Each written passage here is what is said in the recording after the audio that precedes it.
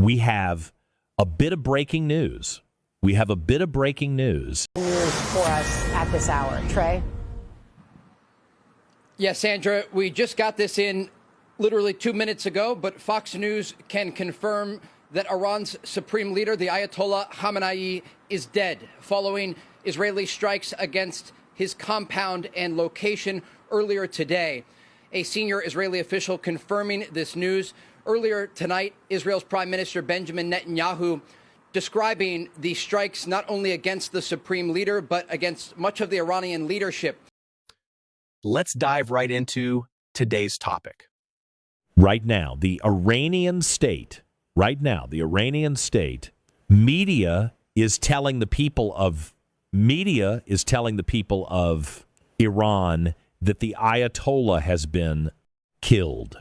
Iran's state-run medias, again, Iran's state-run media is now confirming that. Now confirming that the Ayatollah has been killed. Citing President Trump, leaders in Israel as well. The Prime Minister of Israel, Benjamin Netanyahu, first announcing this, but now we have it even from the Iranians, saying that the Ayatollah has been killed in. Those strikes confirming what the president had said earlier. And again, we can't stress enough sort of the magnitude, this moment right now. He had been there since 1989. This may change the game completely for Iran, change the region, and from what we've seen now, this strikeout and this killing of the Ayatollah has now started. A regional war where it ends. We don't know where it ends. We don't know how much further it goes from tonight and into the morning over there air. We don't know, but still a monumental moment. When you think about it, the United States, taking out the supreme leader in conjunction with Israel. It is an incredibly historic moment here. And the president was alluding to this earlier in the day. He said that the people he had talked to, the intelligence, he believed that the Ayatollah had been killed. And now we have that. And now we have that acknowledgement from Iranian state media. Certainly a huge surprise here that this war has already spread to other countries throughout the region. But this new development that Iranian state television confirming the death of the Ayatollah is certain to ripple across the world very quickly. Washington Democrats are vowing to force a vote to restrict his. War powers next week. But really, Republicans, so far largely in lockstep with the president. Today. Those votes aren't likely today. Those votes aren't likely to go very far or do much other than to give lawmakers a chance, to get their opposition on the raises a lot of questions about how long this conflict drags on. For how long and how much for? How long and how much? American troops get dragged into this war. This war. We certainly will be looking for any white-height House reaction But again, the president had said it earlier today. And now we're getting that official confirmation from the Iranians. Hugely significant. Still at the White House. He's the president of the Council on Foreign Relations. As you just heard us report here. Iranian state media now. Here. Iranian state media now. Confirming the Ayatollah has been killed. Right now. Exactly what's right now. Exactly what's happening on the ground. Happening on the ground. You mentioned the president who evidently is alive and is still there. The national security head and who is really the power behind the throne, and the Ayatollah's the throne, and the Ayatollah's number two for some time. So whether he's a transitional figure until something further happens, remains to be seen. But we have to see how that plays out. Will people rise up? P.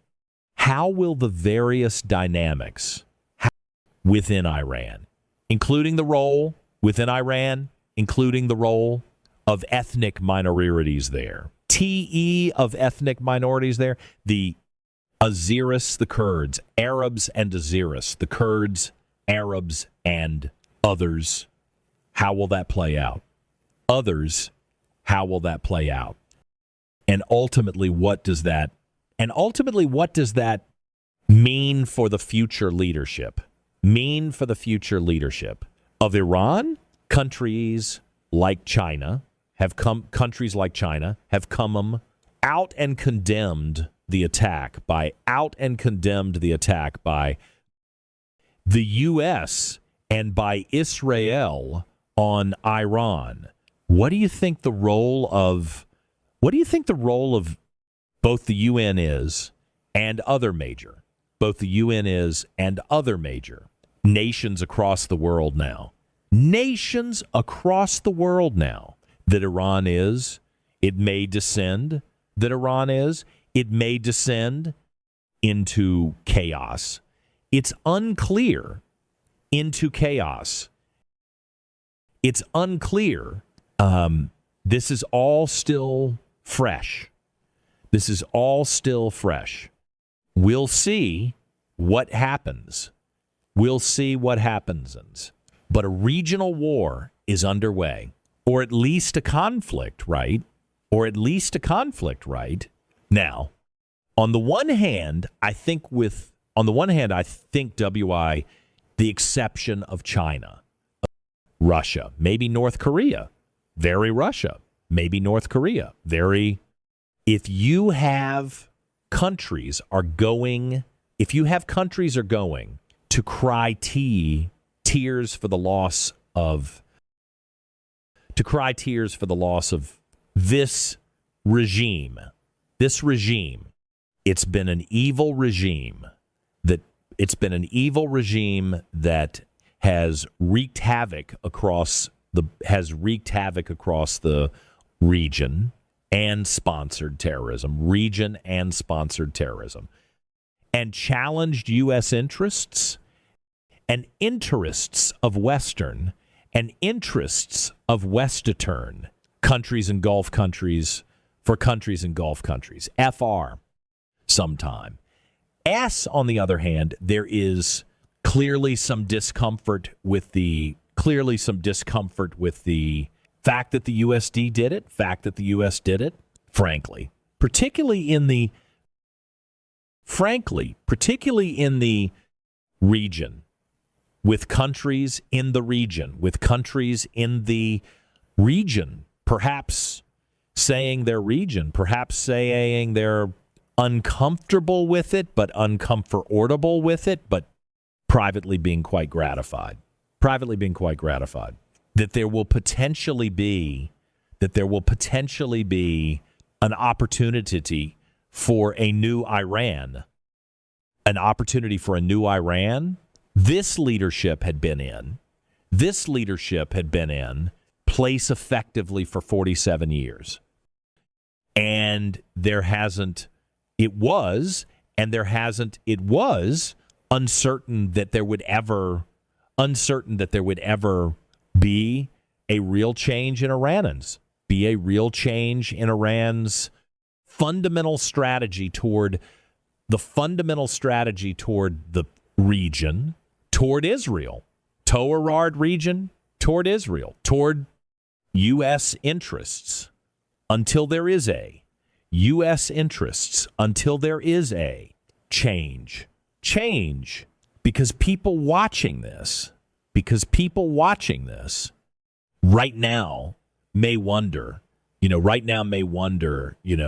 Iran, how has Iran attacked the United States? And in many ways they have. Through terrorism, through building drones that kill U.S. soldiers, through funneling money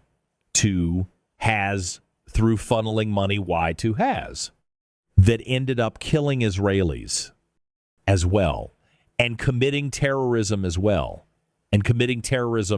all across the world. Iran's fingerprints are over all of that evil for decades, of course. And when there's been efforts to kill American troops stationed in the region. First of all, they've killed several hundred American troops over the years with their IEDs, that they've designed. As you said, they provided drone technology now to Russia to attack Ukraine and our interests there. They've targeted Americans. And they have assassination. American officials. This is not a regime. Anybody wants to coddle or see in place for a long time, and it's been in place for effectively since the revolution, since 1979. And the question is, would it have ever changed of its own? Accord with a strong domestic security system that has effectively put down any opposition and put down previous protests. It was unclear it was going to change under its own regard. Having said that, the U.S. taking action by itself, without congressional authorization, with allies uncomfortable. That's going to be the debate. For the next several weeks. I imagine, I want to bring in senior national security correspondent, Courtney Cube. Courtney, we just gotten the breaking news. It's 50 inches the morning in Iran. And Iranians have been probably up all day, and night, because up all day and night because of these attacks on their country. And the news that the Ayatollah possibly had been killed, and now state-run media in Iran, confirming what you reported earlier. The president had told the American people, the Ayatollah's American people. The Ayatollah is dead. I mean, this is a huge blow to the regime. One of the questions that we have had for the last several weeks as the Trump administration has slowly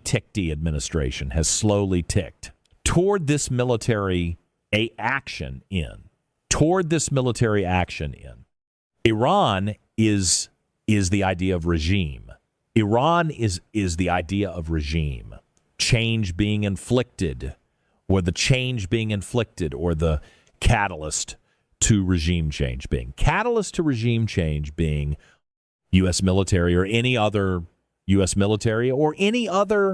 military action.